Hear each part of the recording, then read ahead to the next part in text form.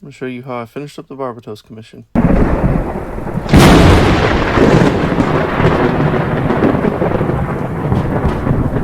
Not So Average Builder is brought to you by these great retailers. There'll be promo codes in the description below. Hey guys, Tom here, and this is Not So Average Builder. And yeah, we're going to finish this thing out so I can take some proper pictures of it and ship it out to the customer. So without further ado, let's jump right in.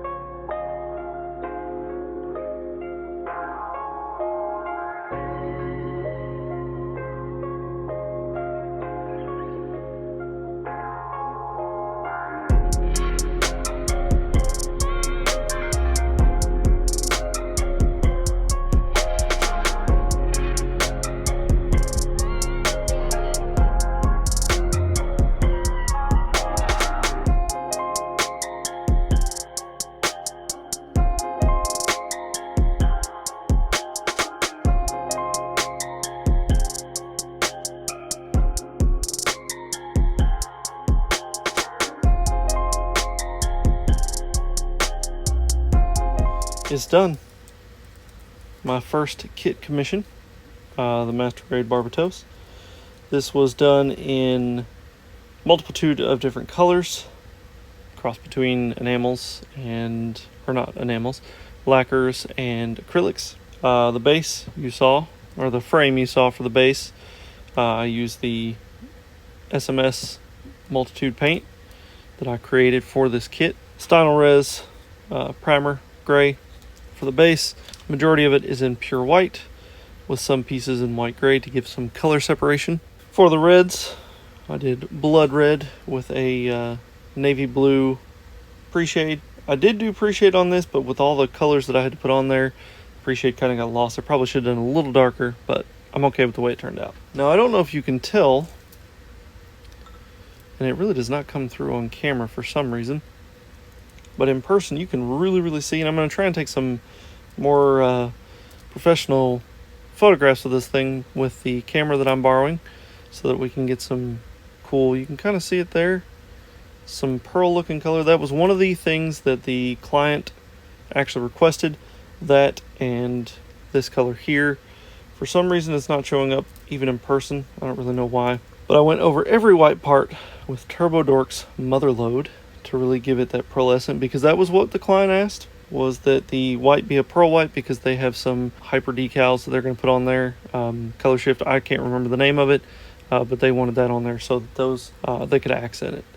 And then for the blues, I did Turbo Dork's Blue Raspberry. For the yellows, I did a mix of flat yellow and orange red, just a little bit of orange red to kind of give it a darker, because I didn't really like the bright yellow that came on the kit.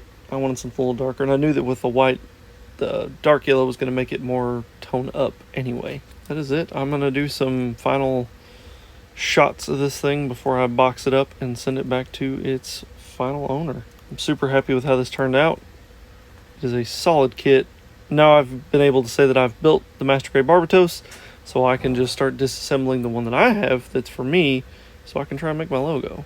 But I will have to say, this is a really solid kit. It did have, whoever put the eye stickers on there, it looked okay, but I just think that clear green just, I don't know, sells it a lot better than the metallic silver. I may have to take these back out and sand down the paint, because they're really stiff. That may come into, play. I don't know how the client is going to display this, whether it's just going to be constantly moved or stuck in one spot. But overall, I'm really pleased with this. Yeah, you can kind of see the color shift on the blue. For some reason, I don't know why it's not coming through. But you really can't see. Let's see if I can get... You can't see it. I did just gloss it. The client does want decals and panel lining left to them, so that is perfectly fine.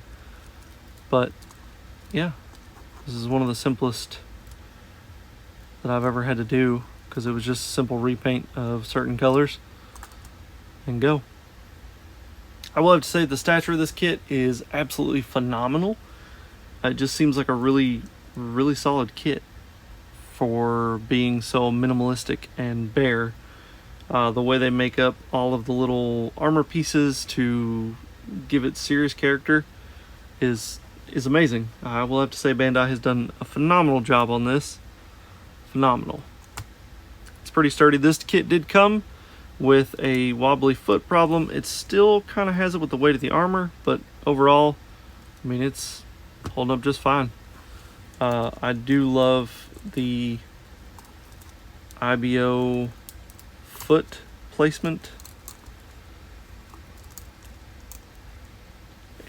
Or the foot rotation, that is an ingenious design, and yeah, you can pretty much put the feet wherever you want them to and they will stand flat, which is something big for me. I really like the Gunpla that I pose to have semi-flat feet. You know, like it's one thing to have like this, it just doesn't look right. So with the IBO, that really makes a huge difference on feet placement, because as you can see, it's sturdy. Well, my bench doesn't shake, but yeah. That is it, guys. I think I'm gonna see if there is anything that needs to be touched up, but overall I'm gonna say this kit is done. I did do the mace. There was talk of really not doing anything with the big cannon, and so I may do some dry brushing on it. Overall, I'm not really worried about it, neither is the client, so this will probably get boxed up and sent back with the client. But that's it, guys. I'll do the final shots of this so you can see it. That's all I've got. Bye, guys.